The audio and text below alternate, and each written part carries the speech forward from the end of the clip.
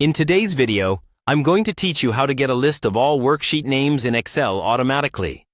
Sometimes you're working in a workbook that has tons of sheets, and you just need a clean list of all their names in one place. Maybe you want to build a table of contents, create a drop-down list, or simply keep things organized. Instead of typing each sheet name manually, let's walk through a simple way to have Excel do the work for you. First, open the Excel file that contains all the worksheets you want to list. It doesn't matter how many sheets there are, this method will still work. Then, insert a new worksheet that will act as your index or summary sheet. You can do this by clicking the plus icon at the bottom, or by right-clicking one of the existing sheet tabs and choosing to insert a new sheet. Rename this new sheet to something clear, like Sheet Index or Sheet List, so you'll always know what it's for. Now, click into the first cell where you want the list of sheet names to start. Typically, that's a cell A1, but you can choose any column that makes sense for your layout. The idea is that each row in that column will eventually hold one sheet name. There are a couple of ways to generate the list automatically. One common approach is to use a simple macro.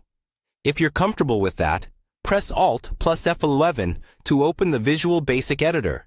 Insert a new module and paste in a short macro that loops through each worksheet and writes its name into your index sheet. Then run the macro, and Excel will instantly fill the column with all the sheet names. If you're new to macros, don't worry. You only need to do this once, and you can reuse the same file or code later. Another approach, in newer versions of Excel, is to use formulas that reference the workbook's sheets indirectly. For example, some setups use the cell and mid functions together, or dynamic array formulas combined with defined names. The exact formula can vary, but the goal is the same. Have Excel read the workbook structure and spill out the sheet names automatically. Once your list appears, take a moment to tidy it up. You might want to add a header like Worksheet Name above your list. Adjust column widths so everything is readable, and format the text so it's easy on the eyes. From here, you can link each sheet name to its corresponding worksheet. Use the list as the source for data validation dropdowns, or simply keep it as a quick reference. And whenever you add or remove sheets, just rerun your macro or refresh your setup so the list stays up to date.